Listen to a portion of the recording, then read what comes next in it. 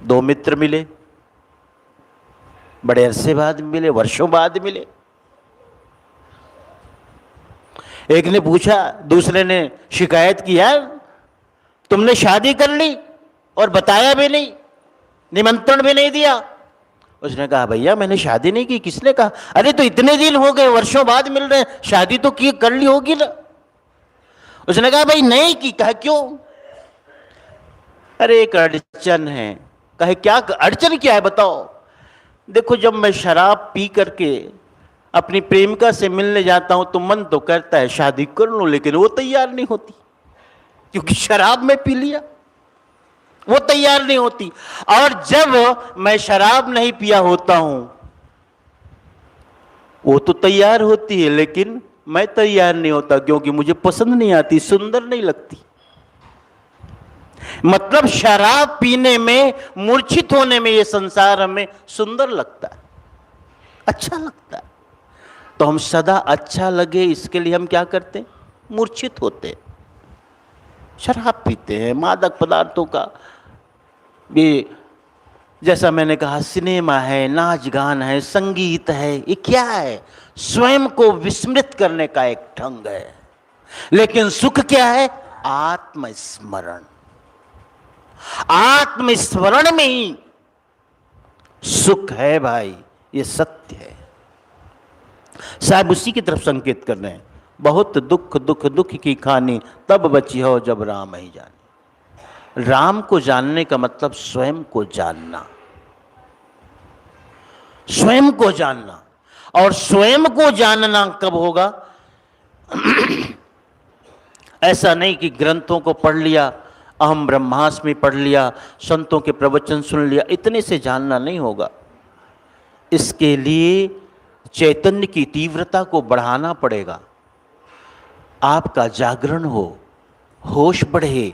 होश बढ़ेगा मतलब, एक उदाहरण और कहूं, जैसे हम बेहोशी और होश क्या है इसे भी समझो। आप यहां बैठे हैं, अगर मेरे प्रवचन को आप ध्यान से सुन रहे हैं तब तो ये कहा जा सकता है कि होशपूर्ण आप सुन रहे हैं। लेकिन यहां बैठ करके भी आपका मन यहां नहीं है, सुरति यहां नहीं है,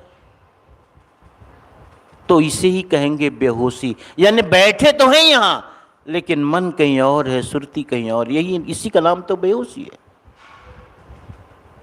पूरा भोजन आप कर लेते हो, भोजन का स्वाद पता नहीं चलता।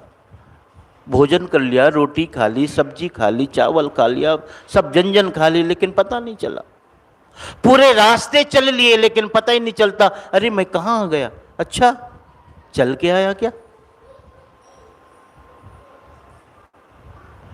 हमारे जीवन में इसी तरह बेहोशी छाई हुई है।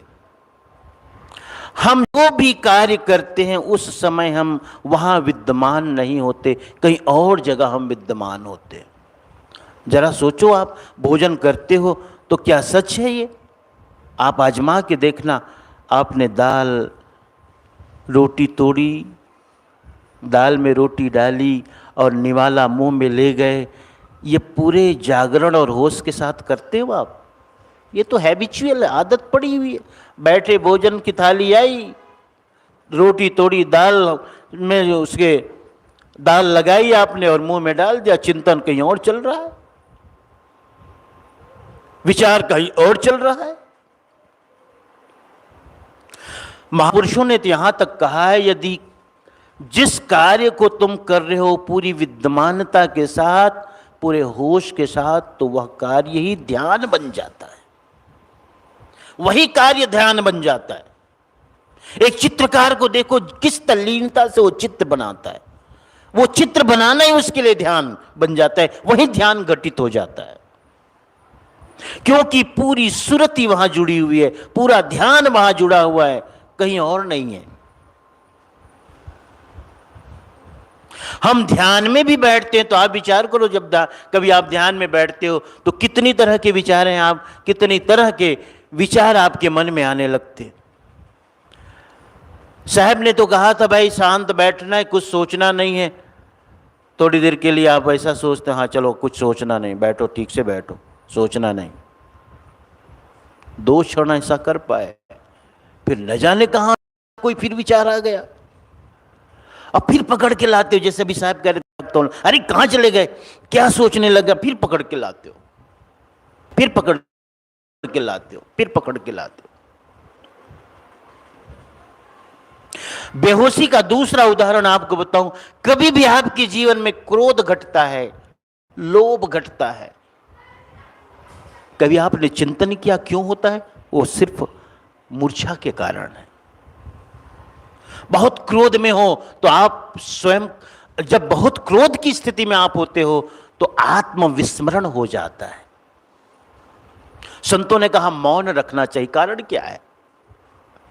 जब भी आप किसी से वार्ता करते हो, आपकी सुरति सामने वाले की तरफ चली जाती है। सुरति जो स्वयं में होनी चाहिए वो न रहती है, बल्कि दूसरे से सुरति जुड़ जाती है, आत्मविस्मरण हो जाता है। इसलिए जो संत जन है मौन साधना करते हैं, स्वयं में रहते हैं।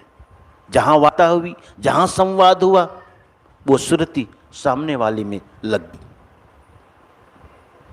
मौन का मतलब स्वयं से जुड़ाओ, वार्ता का मतलब दूसरे से जुड़ाओ।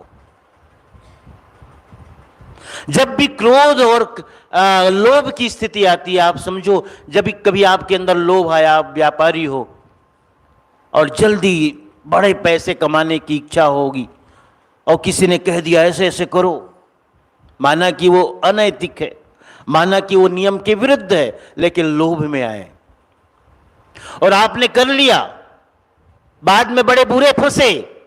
और जब बुरे फंसे तो आपको क्या ख्याल आता है? ओहो, मैंने उसमें पता नहीं मेरी बुद्धि मारी गई थी, मैं उसकी बात मान ली, मैं ऐसा नहीं करता तो ऐसा नहीं होता। इसका मतलब क्या है? मूर्छा है। जहां अत्यधिक लोभ आ जाता है, एक बुद्धि पर परत चढ़ जाती है, मूर्छा की परत। जब हमारे अंदर क्रोध जगता है, हमारे अंदर लोभ जगता है, हमारे अंदर काम जगता है, काम क्रोध लोभ मोह जगता है, बुद्धि पर एक परत छा जाती है मूर्छा की।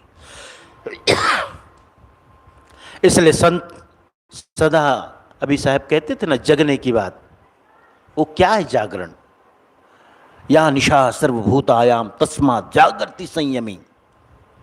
जो रात्रि समस्त जगत के प्राणियों के लिए रात होती, विश्राम का एक समय होता है, लेकिन संयमी तब भी जगता होता है, जागृत रहता है, होश में रहता है।